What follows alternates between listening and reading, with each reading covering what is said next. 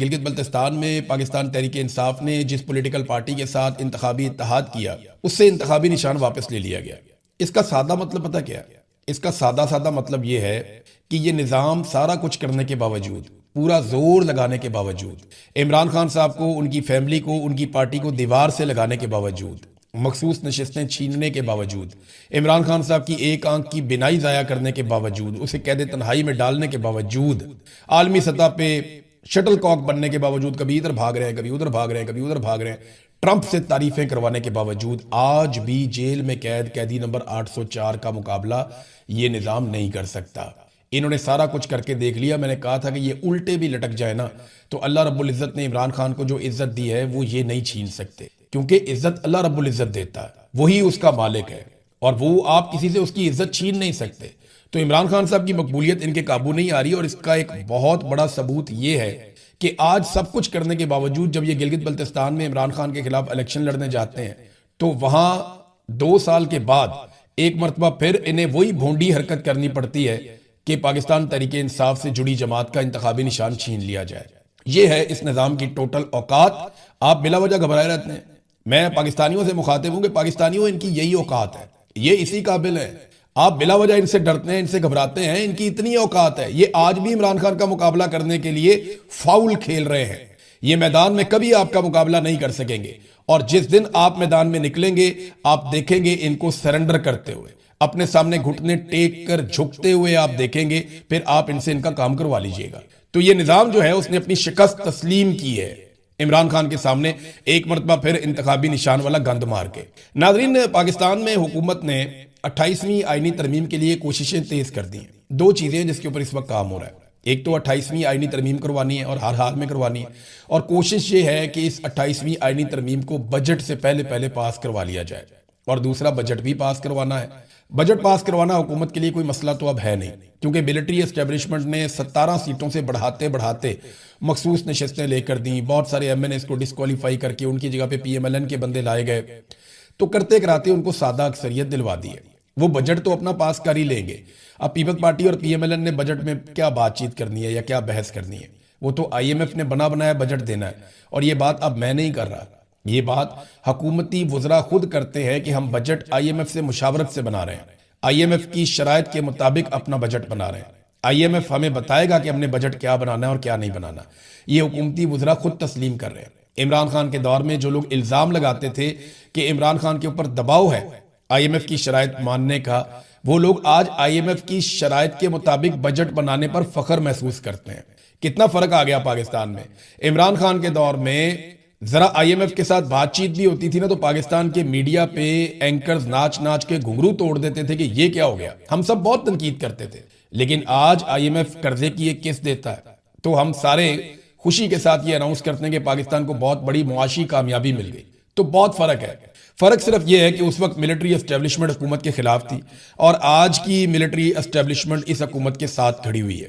मईशत का जो game changer था SIFC, ये अंसार अब्बासी साहब ने भी खबर दी है, उसका 16 महीने में अभी तक एक भी इजलास नहीं हुआ। यानी एक तरफ आसिम मुनीर ने कहा था गेम चेंजर है, ये कर देंगे वो कर देंगे, खुद इसके अंदर आकर बैठ गए, जर्नैल इसके अंदर बैठा दिए। मैंने पहले कहा था कि जर्नैल लड़ाई के लिए भर्ती होते हैं, इनके हाथ में बंदूक है, इनका दिमाग कम काम करेगा। जिसके हाथ में भी आप बंदूक दे देंगे ना, जिसके हाथ में हथियार होगा, उसका दिमाग थोड़ा सा कम काम करेगा। वो इसलिए कि उसे लगेगा ज्यादातर काम तो मैं बंदूक से निकाल लेता हूं, तो मुझे क्या जरूरत है अपने दिमाग का इस्तेमाल करने का। तो फौज का ये काम नहीं होता, उनका काम लड़ाई है, और लड़ाई में भी देखें फैसले हुकूमत ने करने होते हैं, क्योंकि फौज की इतनी इंटेलिजेंस नहीं होती कि वो इन मामलात को समझे। लिहाजा हुकूमत को हमेशा फौज से अलग रखा जाता है, और कोशिश की जाती है कि इनके दरमियान सिर्फ ऑर्डर का एक राब्ता हो कि हुकूमत इनको ऑर्डर दे और ये अपना काम करे। अब देखें दुनिया में वहीं पे ममालिक कामयाब है।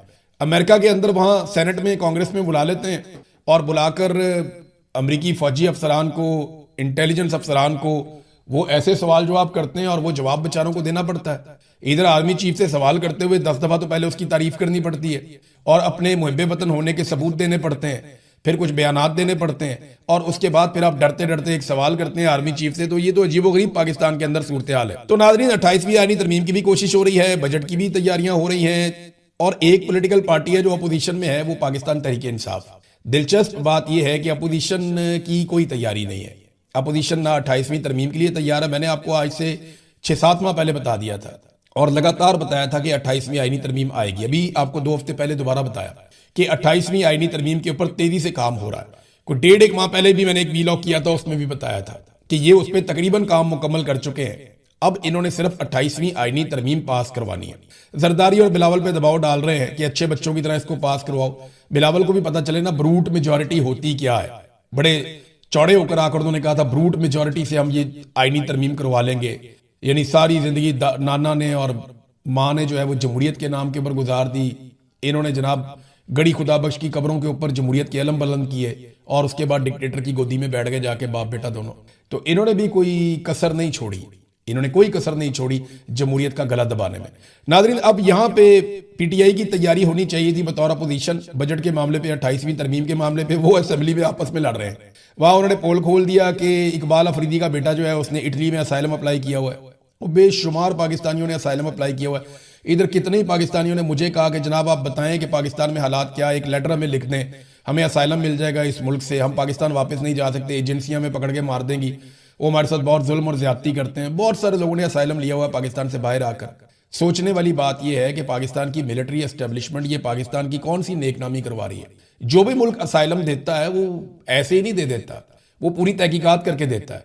और पूरी दुनिया में ये परसेप्शन बना हुआ है कि पाकिस्तानी शहरी पाकिस्तान के अंदर बहुत ज्यादा जुल्म और फस्तायत का शिकार है और उनको बाहर आकर असाइलम लेना पड़ता है। अब इकबाल अफरीदी साहब बदमजा थे, वहां पे वो एक अजीबोगरीब लड़ाई हो गई। तो पीटीआई वाले आपस में लड़ रहे हैं और हुकूमत जो है वो चुप करके 28वीं आईनी तरमीम और अपने बजट की तैयारी कर रही है।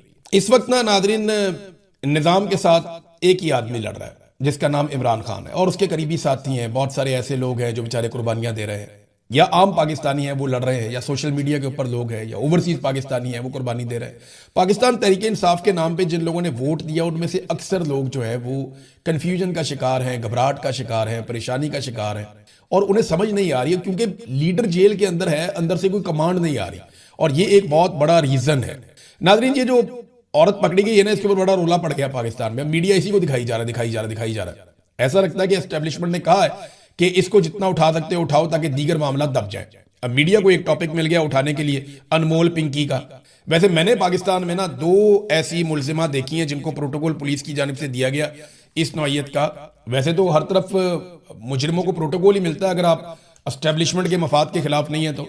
एक मैंने मरियम नवाज को ऐसा प्रोटोकॉल देखा था और एक मैंने अनमोल पिंकी का ऐसा प्रोटोकॉल देखा है। दोनों को जबरदस्त प्रोटोकॉल पुलिस ने दिया। याद है मरियम नवाज जब आती थी पेशियों पे तो उसका कलम नीचे गिर गया तो उठा के दिया गया, पुलिस वाले उसको सलूटे मारते थे, उसको प्रोटोकॉल देते थे, उसका ख्याल रखते थे मरियम नवाज का।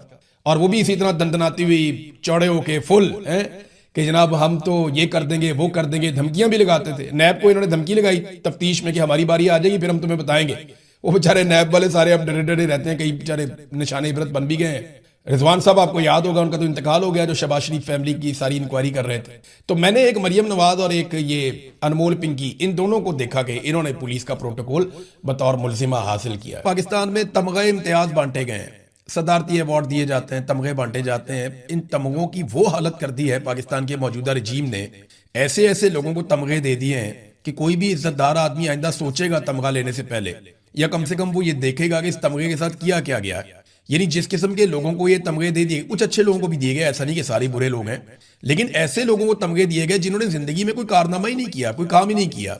यानी ऐसे ब्यूरोक्रेट्स को दिए गए जिन्होंने फॉर्म 47 जारी किए थे, ऐसे लोगों को दिए गए जिन्होंने अवाम के ऊपर जुल्म और तशद्दुद किया है, ऐसे सहाफियों को तमगे दिए गए जिनकी कोई सहाफती खिदमात नहीं है, बल्कि वो सिर्फ और सिर्फ PMLN का बयानिया जो है उसको उठाकर रखते हैं या वो टाउट्स के तौर पे काम करते हैं। धड़ाधड़ इनके अंदर जो है तमगे बांटे गए हैं। एक तरफ तमगे बांटे जा रहे हैं, दूसरी तरफ मुल्क के वसाइल भी बांटे जा रहे हैं। आम आदमी के लिए इस मुल्क में कुछ नहीं है, लेकिन जो अशराफिया है उन्होंने अपने लिए क्या कुछ ले लिया। मोहम्मद उमैर एक जर्नलिस्ट है, उन्होंने बड़ा जबरदस्त एक डाटा जारी किया है। अब जरा आप सारे करीब करीब हो जाएं और इस डाटा को जरा गौर से सुने ताकि आपके 14 तबक रोशन हो और आपको पता चले कि पाकिस्तान की मौजूदा जो अशराफिया है, जिन्हें पाकिस्तान पे पाकिस्तान की मिलिट्री एस्टेब्लिशमेंट आसिम मुनीर साहब ने मुसल्लत किया है, उन्होंने पाकिस्तानियों के साथ क्या किया। जरा ये डाटा आप सुनिएगा। मैं सिर्फ आपको पंजाब की एक सूबे की मिसाल दे रहा हूं जहां की वजीर आला कहती है मैं तनख्वाह नहीं लेती। तो ये आप जरा चेक करें वहां से डाटा।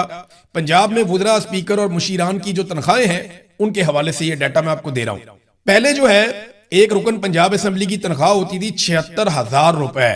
अब वो तनख्वाह है 4 लाख रुपए।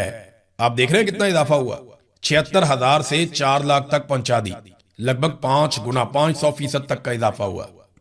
पंजाब के सूबाई वजीर पहले 1 लाख रुपए लेते थे, अब 9,60,000 रुपए लेते हैं, 10 गुना इजाफा हो गया। स्पीकर पंजाब असेंबली पहले 1,25,000 रुपए लेते थे और अब 9,50,000 रुपए ले रहे हैं। डिप्टी स्पीकर की तनख्वाह पहले 1,20,000 रुपए थी और अब 7,75,000 रुपए है। पार्लिमानी सेक्रेटरी की तनख्वाह पहले 83,000 रुपए हुआ करती थी और अब 4,51,000 रुपए तक ये तनख्वाह पहुंच गई है। मुशीरों की तनख्वाह पहले 1 लाख रुपए होती थी, अब 6,65,000 रुपए तक एक मुशीर की तनख्वाह पहुंचा दी गई है। वजीर आला के स्पेशल असिस्टेंट की तनख्वाह पहले 1 लाख रुपए थी, अब 6,65,000 रुपए तक पहुंचा दी गई है। पंजाब हुकूमत ने मिनिस्टर्स, स्पीकर और डिप्टी स्पीकर का लीव अलाउंस तनख्वाह के बराबर करने का फैसला किया है। छुट्टी होने के बावजूद इनको पूरी तनख्वाह दी जाएगी और ये BBC पे भी, एक्सप्रेस न्यूज पे भी ये खबर छपी है। अब आप नाजरीन अंदाजा करें कि आम आदमी को इन्होंने क्या दिया। क्या जब से ये लोग आए तब से लेकर अब तक सरकारी मुलाजिम की तनख्वाह 100% भी बढ़ी है? यहां तो 500% से लेकर 1,000% तक इन्होंने, यानी 5 गुना से 10 गुना इन्होंने इजाफा कर दिया। तो एक आम आदमी जो है ना, उसको आधा गुना भी नहीं मिला, यानी 50% भी बढ़ोतरी उसकी नहीं हुई। जो तनख्वाहें पिछले दौर में थी उसके साथ आप मवाजना करके देख लें, इन्होंने सारी रेवड़ियां आपस में बांटी है। आम आदमी के लिए ये पाकिस्तान छोड़ा ही नहीं इन्होंने, ये अशराफिया का पाकिस्तान बन गया है। वो दिन रात लूट मार कर रहे हैं। गरीब आदमी की तनख्वाह बढ़ानी होगी ना सरकारी मुलाजिम की, कहेंगे जी हम IMF से पूछ के बताएंगे, IMF हमें इजाजत देगा। गरीब को सब्सिडी या सहूलत देनी है जी, IMF से पूछेंगे। अपने जहाज ये जब मर्जी लेते हैं, गाड़ियां ये जब मर्जी लेते हैं, अयाशियां ये जब मर्जी करते हैं, बैरूनी दौरे जब मर्जी करते हैं, महंगे तरीन अल्ले तलल्ले खर्चे जब मर्जी करते हैं, अपनी तनख्वाहें जब मर्जी बढ़ा लेते हैं, इन्हें पूछने वाला कोई नहीं। अपने जजों को भी नवाज रहे हैं, अपने ब्यूरोक्रेट्स को भी नवाज रहे हैं और अपने सियासतदानों को भी नवाज रहे हैं। सारे मिलकर पाकिस्तानियों का खून चूस रहे हैं और पाकिस्तानियों को वापस कुछ देने के लिए तैयार नहीं है। सबसे ज्यादा खून चूसा जाता है हमारे किसानों का। जरा ये एक डाटा और आप देखें, मैं आपके सामने रखता हूं और इसको आप जाके कंफर्म कर सकते हैं। पाकिस्तान में जो एक DAP की बोरी है ना, ये किसान को चाहिए होती है ना खाद के तौर पे, DAP और यूरिया, ये 2 चीजें तो बहुत ज्यादा उसको जरूरत होती है, इसी से उसकी पैदावार ज्यादा होती है। अब इंडिया में फी एकड़ पैदावार जो है वो पाकिस्तान से दुगनी है, लगभग दुगनी नहीं है तो काफी ज्यादा है। यानी अगर पाकिस्तान में 40 मन फी एकड़ है तो वहां पे 70 मन फी एकड़ तक भी पहुंच जाती है। तो पाकिस्तान में जो है वो DAP कितने की है? 13,000 से 15,000 रुपए का एक गट्टू है उसका, एक बोरी 13,000 से 15,000 रुपए की है। जबकि इंडिया में कितने की है? ये 1,350 रुपए से लेकर 1,400 रुपए तक है। आप अंदाजा कीजिए कहां पे 13 से 15,000 और कहां पे भारत में 1,350 से 1,400 रुपए, 10 गुना का फर्क है। और फासला कितना है? ये एक लकीर का फासला है। उधर पंजाब इंडियन है, इधर पंजाब पाकिस्तान का है।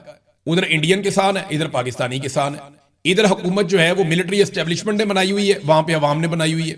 तो 10 गुना कीमतों का फर्क है, 10 गुना कीमतों का फर्क है वहां पे DAP के अंदर।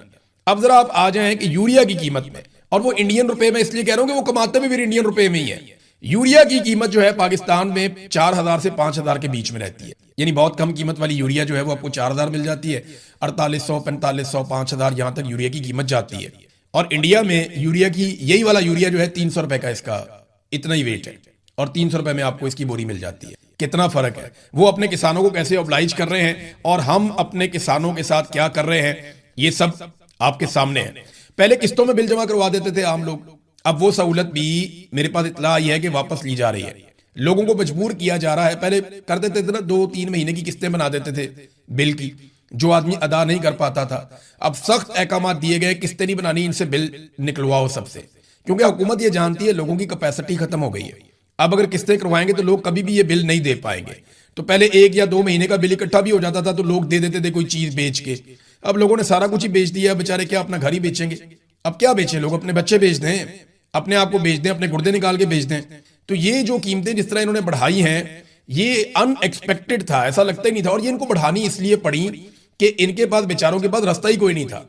अवाम ने इनको तस्लीम नहीं किया, ये जाली हुकूमत फौज ने इनको बनाकर दे दी, ये आकर बैठ गए, अवाम ने कारोबार बंद कर दिया, पैसे इकट्ठे नहीं हो रहे, हुकूमत कैसे चलाए?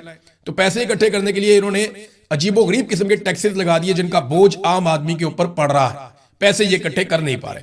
नाज़रीन, इकबाल अफरीदी साहब के ऊपर बहुत तनकीद हो रही है। सारे पूछ रहे हैं कि इनके बेटे ने असाइलम क्यों ले लिया पाकिस्तान से बाहर जाके।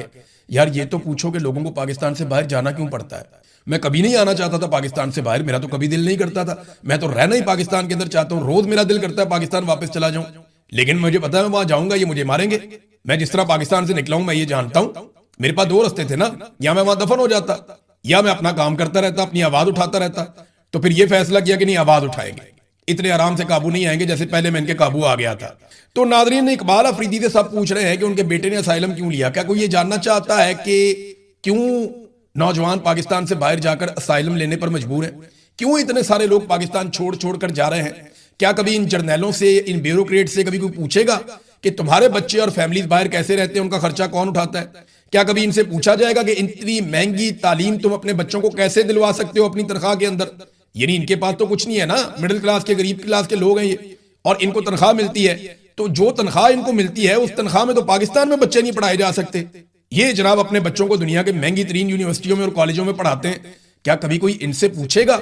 बड़े मुजरिम ये लोग हैं या वो लोग हैं जो अपनी जान बचाकर चले गए हैं? तो ये एक अजीबो गरीब किस्म का पाकिस्तान में सिलसिला है। सारा जो मलबा है वो सियासतदानों पे हमेशा डाला जाता है। कोई नहीं पूछता जर्नैलों से, कोई नहीं पूछता ब्यूरोक्रेट से, कोई नहीं पूछता माफिया से कि इनसे जवाब लिया जाए। जब अटैक होता है तो सीधा सियासतदान के ऊपर अटैक होता है, उसका गिरेबान पकड़ लिया जाता है, चाहे वो किसी भी पॉलिटिकल पार्टी का हो। आज दुनिया की नजरें चीन पर हैं। वजह यह है कि चीनी सदर की अमेरिकी सदर के साथ मुलाकात हो रही है और चाइना में ये मुलाकात हो रही है।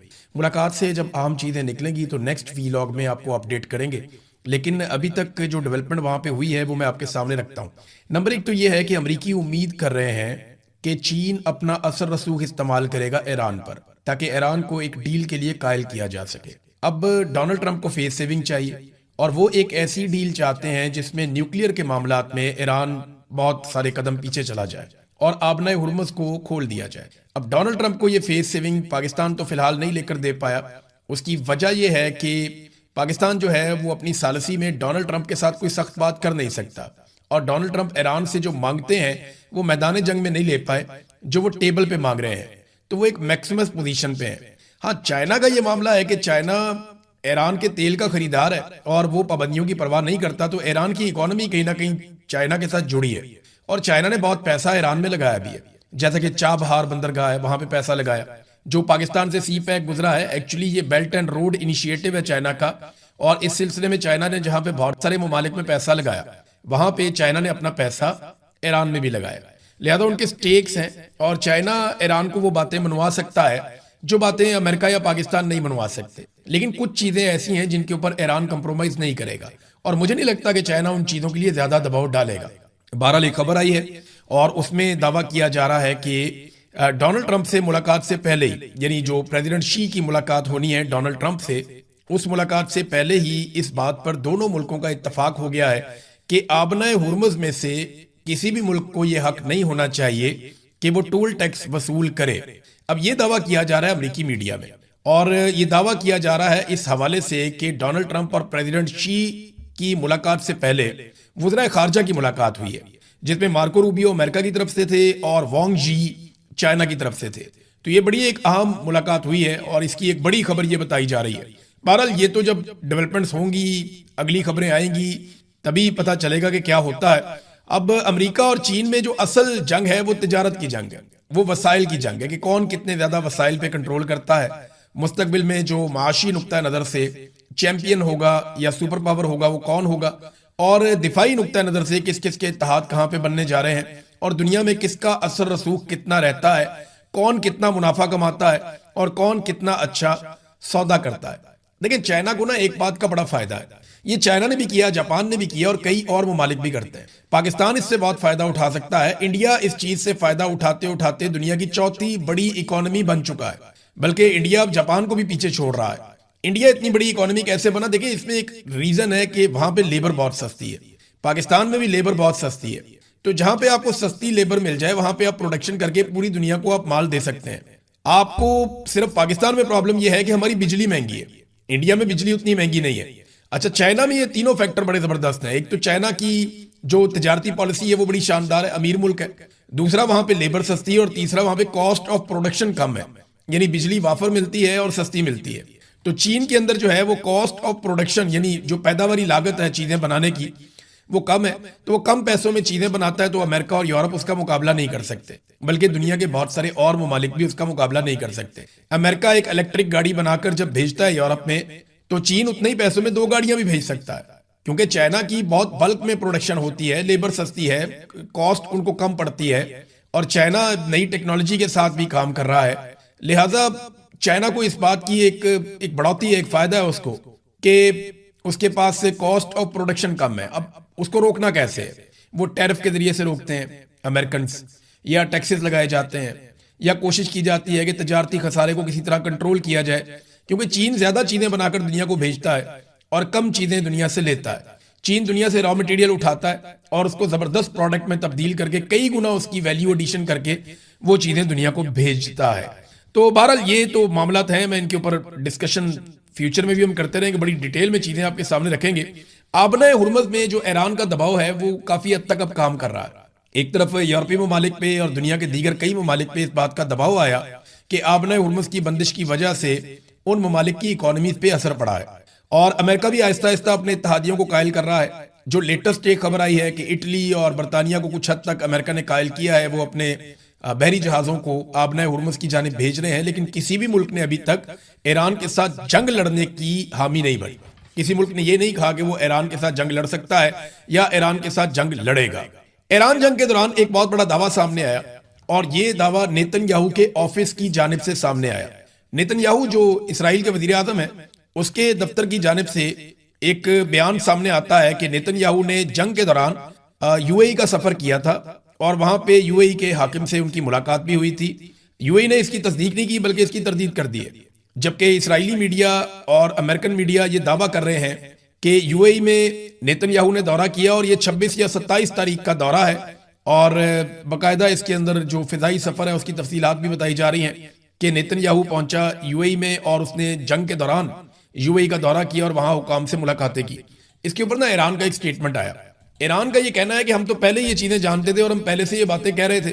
अब इराकची इस पे क्या कह रहे हैं, जरा आप ये देखिए। बीबीसी ने इसको छापा, उन्होंने कहा जी, अजीम ईरानी कौम के साथ दुश्मनी एक अहमकाना जुआ और इसराइल के साथ गठजोड़ नाकाबिले माफी है, ये अब्बास इराकची ने कहा है। और ईरान के वजीर खारजा अब्बास इराकची ने इसराइली वजीर आजम बेंजामिन नेतन्याहू के मुत्तहदा अरब अमारात के दौरे के हवाले से जो खबर है उस पर रद्द-ए-अमल देते हुए कहा कि नेतन्याहू ने अब खुलकर इस बात का इंकशाफ कर दिया है जिससे ईरान के सिक्योरिटी इदारे काफी अरसा पहले ही क़यादत को आगाह कर चुके थे। इराकची ने सख्त लहजे में अपने स्टेटमेंट में कहा कि अजीम ईरानी कौम के साथ दुश्मनी एक अहमकाना जुआ है और इस रास्ते में इसराइल के साथ ताउन और गठजोड़ नाकाबिले माफी है। उनके अपने बयान में मजीद कहना था कि जो अनासर इसराइल के साथ मिलकर तफरका फैलाने की कोशिश कर रहे हैं उन्हें जवाबदेह होना पड़ेगा, और मुत्तहदा अरब अमारात और खलीजी ममालिक के लिए एक वाज़ेह पैगाम समझा जा रहा है उनका ये स्टेटमेंट। बहरहाल यूएई ने कहा जी कि ऐसा कुछ नहीं हुआ, कोई मुलाकात नहीं हुई और कोई दौरा नहीं हुआ, लेकिन क्योंकि अब इसराइली वज़ीर आज़म के ऑफिस ने ये बात कर दी है और साथ साथ इसकी तस्दीक जो है वो अब ईरान भी कर रहा है कि हमें भी इस बात का पता था, तो यूएई की एक तरदीद है। अब देखते हैं कि ये मामला किस तरफ जाता है। बहरहाल यूएई ने एक और काम किया है, ये जरा तस्वीर आप देखें। यूएई ने ये जंगले लगा दिए हैं अपनी ऑयल तनसीबात के आसपास, जो उनकी कीमती जगह है जहां पे अटैक हो सकता है ड्रोन का।